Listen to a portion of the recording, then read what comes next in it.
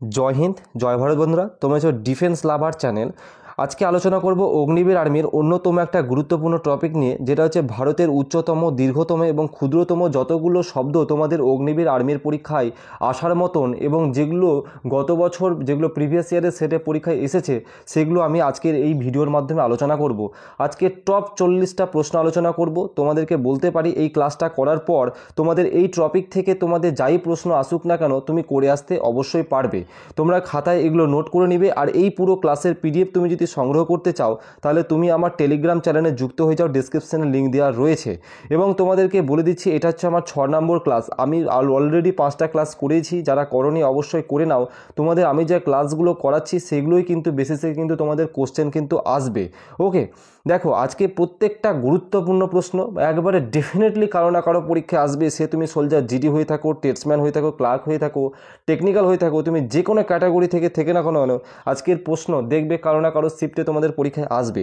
দেখো প্রত্যেকটা topic wise আলোচনা করছি। ভারতের বৃহত্তম রাজ্য, আমাদের টোটাল 28টা রাজ্য রয়েছে। সেই 28টা রাজ্যের মধ্যে সবথেকে বড় রাজ্যের নাম হচ্ছে রাজস্থান, এটা তোমরা মনে রেখো। আর সবথেকে ছোট রাজ্যের নাম হচ্ছে কিন্তু গোয়া। ওকে তারপরে সর্বাধিক জনবহুল রাজ্য, আচ্ছা জনবহুল কথার অর্থ হচ্ছে যেখানে জনসংখ্যা সবথেকে বেশি, তাই না, সেটাই হচ্ছে জনবহুল। সবথেকে উত্তরপ্রদেশে আমাদের কি আছে, জনসংখ্যা বেশি আছে। তাহলে সর্বাধিক জনবহুল রাজ্যর নাম কি, উত্তরপ্রদেশ। তারপরে সর্বাপেক্ষা জনবিরল, জনবিরল কথার অর্থ হচ্ছে যেখানে জনজাতি নেই, খুব কম মানুষজন বাস করে, সেটা হচ্ছে সিকিম। তাহলে সর্বাপেক্ষা জনবিরল রাজ্যর নাম কি, সিকিম। এবার তারপরে হচ্ছে সর্বোচ্চ জনঘনত্ব বিশিষ্ট রাজ্য, অর্থাৎ জনঘনত্বের বিশিষ্টে তোমাকে যদি বলে সেটা কিন্তু উত্তর হবে বিহার। এখান থেকে প্রশ্ন কিন্তু বারংবার কিন্তু অগ্নিবীর আর্মি দ্বারা করা হয়, সুতরাং প্রত্যেকটা ট্রাম তোমরা কিন্তু ভালোভাবে খাতায় লিখে মুখস্থ করে পড়ে নাও। ওকে তারপরে ভারতের সর্বনিম্ন জনঘনত্ব বিশিষ্ট রাজ্য, দেখো সর্বনিম্ন জনঘনত্ব বিশিষ্ট রাজ্যের নাম বললে অবশ্যই অরুণাচল প্রদেশ হয়ে যাবে। আগেরটায় কি ছিল, সর্বোচ্চ, অর্থাৎ সব থেকে বেশি জনঘনত্ব কোথায় রয়েছে, বিহারে। আর সব থেকে কম কোথায় রয়েছে, অরুণাচল প্রদেশে। এই যে প্রশ্নগুলো একটু গুলিয়ে ফেলবে না। সব থেকে শিক্ষার হার বেশি কোথায়, কেরালে। কেরালে সব থেকে মানুষ বেশি পড়াশোনা করে এবং সেই শিক্ষার হার কিন্তু বেশি। তোমাকে যদি বলে মহিলা শিক্ষার হার সবথেকে বেশি কোন রাজ্যে, সেটারও উত্তর কিন্তু সে কেরালাই হবে। ওকে তারপরে তোমাকে যদি প্রশ্ন করে সর্বাধিক জনবহুল কেন্দ্রশাসিত অঞ্চল, তোমাদেরকে এবার আমি একটা জিনিস ক্লিয়ার করে দিই। আমাদের 28টা কেন্দ্রশাসিত অঞ্চল রয়েছে, আমাদের রাজ্য রয়েছে এবং 8টা কেন্দ্রশাসিত অঞ্চল রয়েছে। এই 8টা কেন্দ্রশাসিত অঞ্চলের মধ্যেও কিন্তু অনেক প্রশ্ন কিন্তু ঘুরিয়ে ঘুরিয়ে করে। কেমন করে সেগুলো এখানেই তার একটা প্রমাণ। যে দেখো 9 নম্বর প্রশ্নটা বলছে সর্বাধিক জনবহুল রাজ্য নাম কি, দিল্লি। অর্থাৎ দিল্লিতে সবথেকে বেশি জনসংখ্যা বেশি। কিসের, কেন্দ্রশাসিত অঞ্চল যে 8টা রয়েছে সেই 8টা কেন্দ্রশাসিত অঞ্চলগুলির মধ্যে জনসংখ্যা কার বেশি, দিল্লির। তারপরে হচ্ছে বৃহত্তম কেন্দ্রশাসিত অঞ্চল, অর্থাৎ সবথেকে বড় আয়তনের দিক দিয়ে বড় কেন্দ্রশাসিত অঞ্চলের নাম হচ্ছে লাদাখ। ওকে তারপরে সর্বাপেক্ষা জনবিরল, অর্থাৎ জনবিরল বলতে গেলে জনসংখ্যাই নাই, সেই কেন্দ্রশাসিত অঞ্চলের নাম কি, লাক্ষাদ্বীপ। ওকে এখানে কিন্তু জনসংখ্যার পরিমাণটা কম।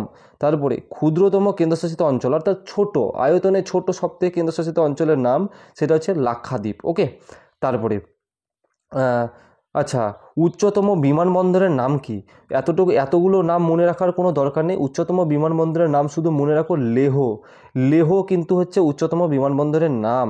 তারপরে বৃহত্তম জেলা, আমাদের যে ভারতবর্ষে 28টা রাজ্য রয়েছে, 28টা রাজ্যের মধ্যে আমরা যেমন কি কেউ মুর্শিদাবাদ জেলার, কেউ নদিয়া জেলার, কেউ বীরভূম জেলার, তো এইভাবে এক একটা জেলার মানুষ রয়েছি। তো সবথেকে বড় জেলা হচ্ছে গুজরাটের মধ্যে অবস্থিত জেলাটা, সেই জেলাটার নাম হচ্ছে কচ্ছ। এই জেলাটা সবথেকে বড়। আর সবথেকে ছোট যেটা হচ্ছে আমাদের পুদুচেরিতে অবস্থিত, সেটা হচ্ছে মাহে, একটা আমাদের ক্ষুদ্রতম জেলা। ওকে তারপরে বৃহত্তম বন্দর, সবথেকে বড় বন্দর নাম কি, বন্দর অর্থাৎ যেখানে আমাদের নেভিদের জাহাজগুলো আমাদের মাল পণ্য দ্রব্য আমরা পরিবহন করি, এক দেশ থেকে অন্য দেশে নিয়ে যাওয়ার জন্য করি। তো সেই যে নেভিদের যে শিপগুলো জাহাজগুলো যেই জায়গায় রাখি আমরা, সেই সবথেকে বড় বন্দরটা সেটা হচ্ছে কিন্তু মুম্বাই। মুম্বাই বন্দর, যেটাকে আমরা বলি নভোসেভা বা জওহরলাল নেহরু বন্দর, যার নাম হচ্ছে। ওকে, তারপরে দীর্ঘতম যাত্রীবাহী রেল রুট, অর্থাৎ দীর্ঘতম যাত্রীবাহী রেল রুট কথার অর্থ হচ্ছে অর্থাৎ একটা রেল রুট সেটা অনেকটা বড়, রেল রুটটা বড় মানে অনেক দূর অনেকক্ষণ পর্যন্ত সে চলছে, ট্রেনটা চলে যাচ্ছে 3 দিন 4 দিন 5 দিন ধরে চলছে।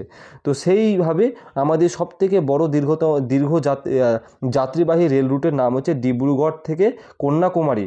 হ্যাঁ, ডিব্রুগড় থেকে এটা আসামের একবারে, আসাম থেকে শুরু করে একবারে কন্যাকুমারীর পর্যন্ত, মানে কন্যাকুমারী বিবেক এক্সপ্রেস নাম ট্রেনটার নাম। ওকে, তো হচ্ছে ডিব্রুগড় টু কন্যাকুমারী বিবেক এক্সপ্রেস, তার দেখো 4286 কিলোমিটার কিন্তু তিনি যাতায়াত করে, লিখেও দেওয়া হয়েছে। তারপরে সবথেকে স্পিডে কোন ট্রেন যায়, অর্থাৎ দ্রুতগামী ট্রেনের নাম কি? সবথেকে দ্রুতগামী ট্রেনের নাম হচ্ছে গতিমান এক্সপ্রেস। ট্রেনটার নাম কি? গতিমান এক্সপ্রেস। তোমাদের কোথা থেকে কোথায় পর্যন্ত চলে এই ট্রেনটা? দিল্লি থেকে ঝাঁসি পর্যন্ত চলে। ওকে, তারপরে বৃহত্তম কারাগারের নাম কি? এটা হচ্ছে তিহার জেল। আমাদের সবথেকে বড় কারাগার বা জেলের নাম হচ্ছে তিহার জেল। ওকে, তারপরের প্রশ্ন। আচ্ছা, তারপরে বৃহত্তম ঝুলন্ত সেতু, এটা আমাদের পশ্চিমবঙ্গেই অবস্থিত। অনেকে তোমরা জানো না, আবার অনেকে জানো। তো অনেকে আমাদের হাওড়ার নাম শুনেছো, পশ্চিমবঙ্গের হাওড়া, সেই হাওড়া ব্রিজ, এই হাওড়া ব্রিজের আরেকটা নাম রয়েছে যেটা হচ্ছে রবীন্দ্র সেতু। এটাই হচ্ছে আমাদের ঝুলন্ত সেতু। দেখবে কোনো রকম পিলার নাই, তোমরা যদি এই ব্রিজটা কোনোদিনও যাও দেখবে কোনো রকম পিলার ছাড়াই এটা দাঁড়িয়ে রয়েছে। হ্যাঁ, তো এই হচ্ছে আমাদের ঝুলন্ত, নামই দেখো ঝুলন্ত, ঝুলে রয়েছে। তো বৃহত্তম ঝুলন্ত সেতুর নাম কি? রবীন্দ্র সেতু বা হাওড়া ব্রিজ। ওকে, তারপরে বৃহত্তম গুহা মন্দির, অর্থাৎ সবথেকে বৃহত্তম গুহা মন্দিরের নাম বললে ইলোরা। তোমাকে প্রশ্নটা তো এভাবেই করে নিবে যে ইলোরা গুহা কোথায় অবস্থিত, যদিও এটা পরীক্ষায় অনেকবার এসেছে। তো এটা মহারাষ্ট্রে অবস্থিত। আবার প্রশ্ন এভাবেও করতে পারে যে বৃহত্তম গুহা মন্দিরের নাম কি, কিন্তু সেটা উত্তর হয়ে যাবে ইলোরা। সেটা ইলোরা গুহা কোথায়? মহারাষ্ট্রের। তারপরে বৃহত্তম জাদুঘরের নাম কি? মনে রাখবে এটা আমাদের কলকাতাতেই রয়েছে, পশ্চিমবঙ্গের কলকাতায়।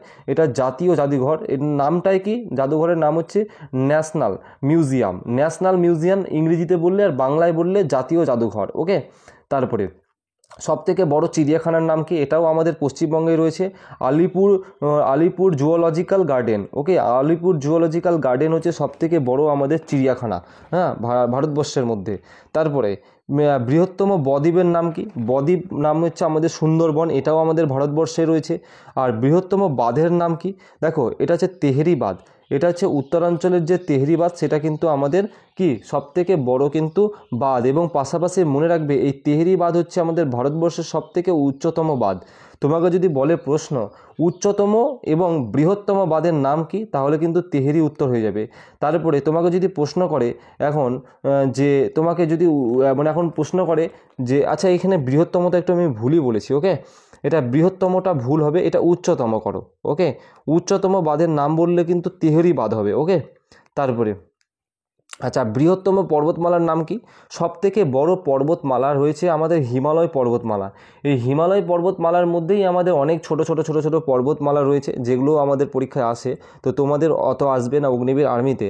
তারপরে হচ্ছে উচ্চতম দরজার নাম কি? উচ্চতম দরজার নাম হচ্ছে বুলান্দ দরওয়াজা, যেটাকে আমরা বলে থাকি বুলান্দ দরওয়াজা নাম হচ্ছে। এটা কোথায় অবস্থিত? এটা ফতেপুর সিকরি। এটা ফতেপুর সিকরিটা কোথায়? এটা আমাদের উত্তরপ্রদেশের আগ্রা জেলায় কিন্তু রয়েছে ফতেপুর সিকরি শহরটা। আর দরজাটার নাম কি? বুলান্দ দরওয়াজা। তাহলে তোমাকে এবার প্রশ্ন অনেকভাবে করতে পারে, বুলান্দ দরওয়াজা কোথায় অবস্থিত? তুমি বলবে উত্তরপ্রদেশের আগ্রায় বা ফতেপুর সিকরিতে। অনেক রকমভাবে ঘুরিয়ে প্রশ্ন কিন্তু করতে পারে। তারপরে বৃহত্তম সাধু জলের হ্রদ।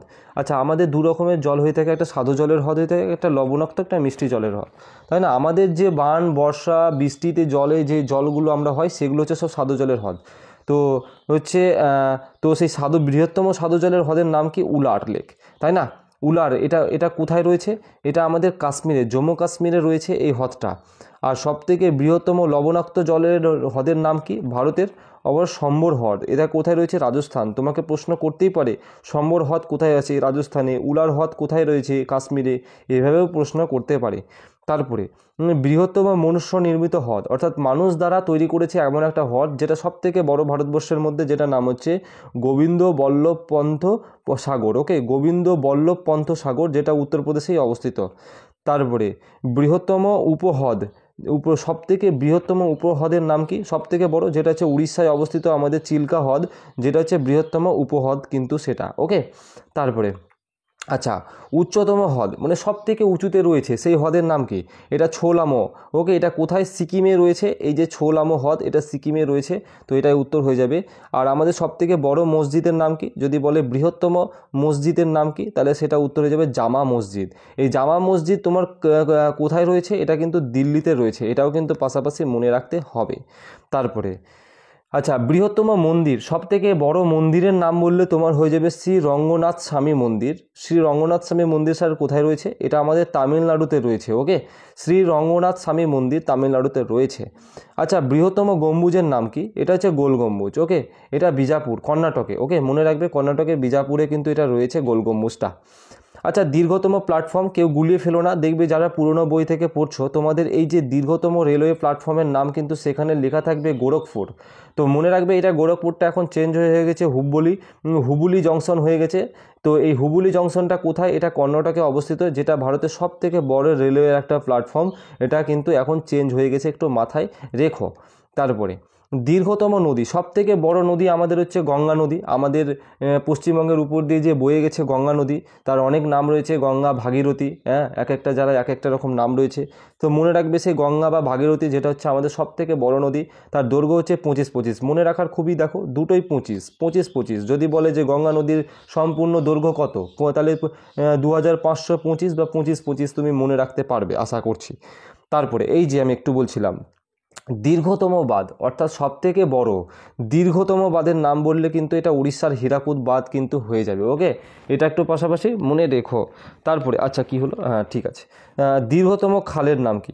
দীর্ঘতম খাল, এটা হচ্ছে আমাদের ইন্দিরা গান্ধী খাল। ওকে, দীর্ঘতম খাল বললে খাল বিল, তোমরা প্রত্যেকের নাম শুনেছো যারা গ্রামে গঞ্জে আমরা বাস করি, খাল বিলের নাম।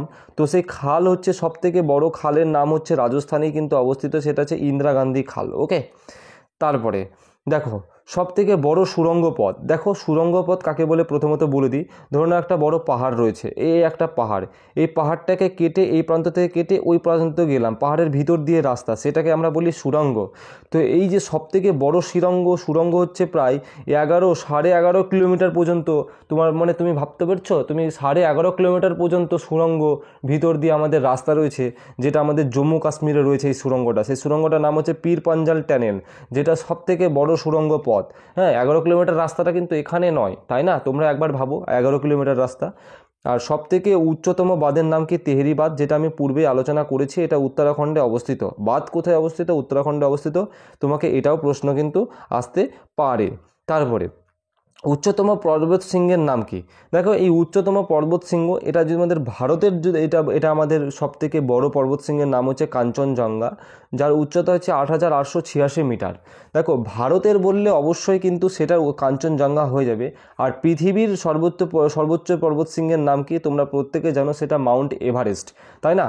আমাদের মাউন্ট এভারেস্ট হচ্ছে পৃথিবীর সর্বোচ্চ শৃঙ্গের নাম। আর যদি তোমাকে বলে ভারতের সর্বোচ্চ শৃঙ্গের নাম কি, সেটা কিন্তু একবারে ভারতের মূল ভূখণ্ডের মধ্যে অবস্থিত সর্বোচ্চ শৃঙ্গের নাম কি? সেটা কাঞ্চনজঙ্ঘা। আর যদি শুধু বলে যে কিছু কোশ্চেনে থাকলো না, তোমার পরীক্ষা এরকম আসলো যে ভারতের সর্বোচ্চ শৃঙ্গের নাম কি, তখন তোমার উত্তর হয়ে যাবে K2, বা যেটার আরেকটা নাম হচ্ছে গডউইন অস্টিন। ওকে, এবার যদি বলে ভারতের মূল ভূখণ্ডের মধ্যে অবস্থিত সর্বোচ্চ পর্বত শৃঙ্গের নাম কি, সেটা কিন্তু হয়ে যাবে কাঞ্চনজঙ্ঘা। তাহলে কত রকমের প্রশ্ন? যদি বলে পৃথিবীর সর্বোচ্চ শৃঙ্গের নাম কি, তুমি বলবে মাউন্ট এভারেস্ট। তোমাকে যদি বলে ভারতের সর্বোচ্চ শৃঙ্গের নাম কি, তুমি বলবে K2 বা গডউইন অস্টিন। বা এবার তোমাকে যদি বলে ভারতের মধ্যেই পড়ছে শুধু সীমানা, K2টা অ্যাকচুয়ালি শুধু পুরোটা ভারতের মধ্যে পড়ে না, কিছুটা আমাদের চীনের দিকে চলে যায়, কিছুটা পাকিস্তানের দিকে চলে যায়, চারিদিকে ছড়িয়ে রয়েছে। তো তার জন্যই এবার শুধু যদি বলে ভারতের মধ্যেই অবস্থিত, তখন কিন্তু কাঞ্চনজঙ্ঘা উত্তর হয়ে যাবে। তো এই ছিল তোমাদের ক্লাস। আবার দেখা হবে পরবর্তী ক্লাসে। জয় হিন্দ, সুস্থ থেকো, ভালো থেকো।